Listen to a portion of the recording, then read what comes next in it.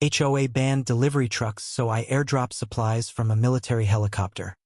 Have you ever wondered what you'd do if your neighborhood's rules pushed you to the brink of rebellion? In the quiet, manicured streets of Willow Creek, where every lawn was pristine and every mailbox identical, I found myself at war with the HOA and their iron-fisted president, Karen Whitmore. The spark? A new rule banning delivery trucks from entering the community, leaving residents like me stranded without essentials. What started as a petty power play turned into a battle of wits, culminating in a jaw-dropping act of defiance that no one in Willow Creek would ever forget. It all began with a crisp flyer slipped under my door, signed by Karen herself, announcing the HOA's latest decree. No delivery trucks allowed, effective immediately. The reasoning? To preserve the aesthetic integrity of our community. I stared at the paper, dumbfounded. No Amazon packages, no grocery deliveries, no takeout, nothing. As a single dad working from home with 2 kids and a dog, I relied on those deliveries to keep our lives running. Karen, with her perfectly coiffed hair and clipboard always at the ready, had just declared war on convenience. I wasn't alone in my outrage. My neighbor, Mrs. Alvarez, a retiree with mobility issues, was frantic about how she'd get her medications. The single mom across the street, Lena, worried about feeding her toddler without her weekly grocery drop-offs. The HOA board, led by Karen's unyielding vision of a perfect neighborhood, didn't care about our struggles. They saw us as collateral damage in their quest for curb appeal. I tried reasoning first.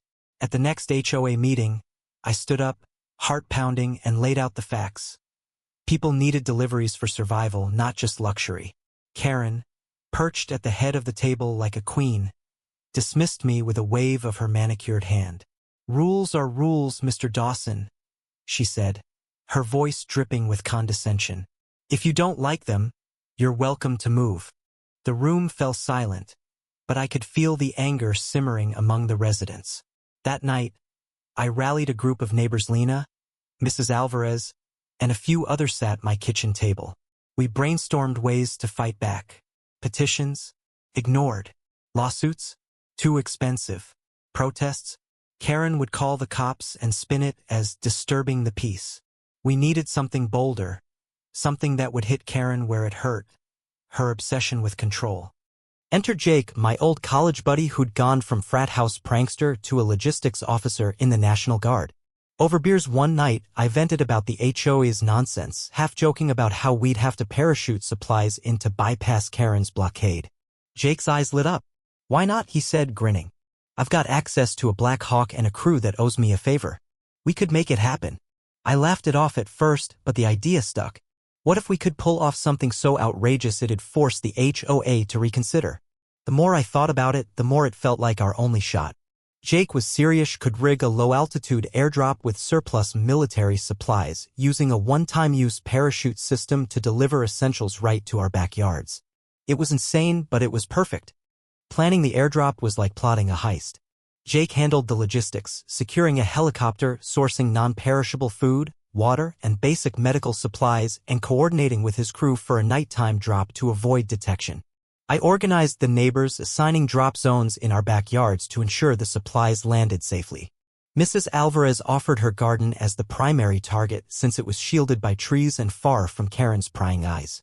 Lena, a graphic designer, created a mock supply manifest to make it look official, complete with a fake charity logo to throw off any nosy HOA spies. The twist came when we realized we needed a decoy to keep Karen distracted. That's where Mr. Thompson, the neighborhood's resident curmudgeon, came in. A retired mechanic with a grudge against Karen for fining him over his unsightly vintage car, he agreed to stage a loud, fake argument with another neighbor at the community entrance to draw her attention. The night of the airdrop, tension hung thick in the air. At 10 p.m., Jake texted me, "Wheels up in 30. My heart raced as I checked the backyard, where Lena and I had marked the drop zone with glow-in-the-dark stakes. Mrs. Alvarez waited inside, ready to collect her share of the supplies. Across the neighborhood, Mr. Thompson was already in position, yelling about property lines with his buddy Carl, who was in on the plan. Sure enough, Karen's porch light flicked on, and we saw her silhouette storming toward the commotion, clipboard in hand. The stage was set. At 10:37 p.m., the faint thrum of helicopter blades echoed in the distance.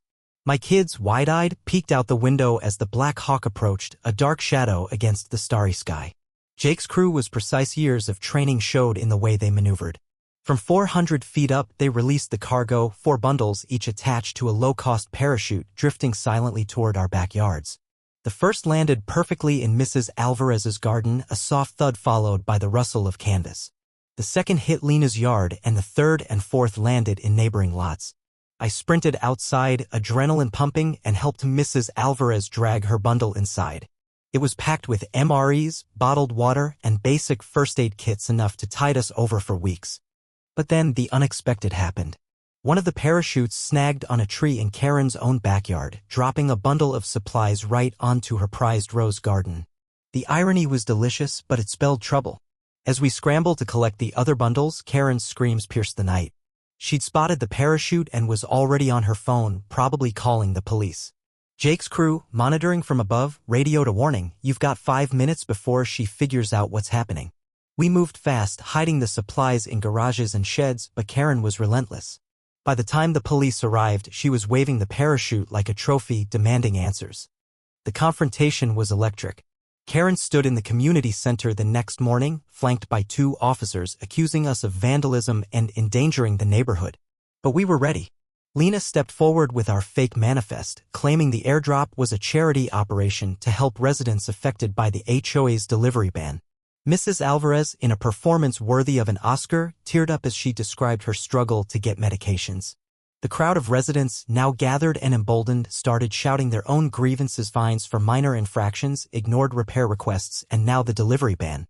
Karen's face turned crimson as the officers, clearly unimpressed, suggested she take it up with the HOA board. The fallout was swift and brutal.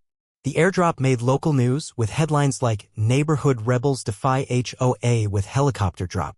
The story went viral, painting Karen as the villain in a David and Goliath tale. Residents flooded the next HOA meeting, demanding the delivery ban be lifted. Outnumbered and humiliated, Karen tried to double down, but the board, sensing the tide turning, voted to overturn the rule. Karen resigned as president a week later, citing personal reasons. Though we all knew the truth, her reign of terror was over. The supplies we'd airdropped were distributed to those who needed them most, and Willow Creek felt like a community again, not a dictatorship. Looking back, I realized the airdrop wasn't just about supplies, it was about taking back our freedom. We showed Karen and her ilk that power only lasts as long as people tolerate it. Standing in my backyard, watching my kids play with the neighbors' kids, I felt a surge of pride. We turned a ridiculous rule into a rallying cry, proving that sometimes the craziest ideas are the ones that change everything. So, what do you think? When is it right to fight back against petty tyranny, and when do you draw the line? Share your thoughts, I'd love to hear them.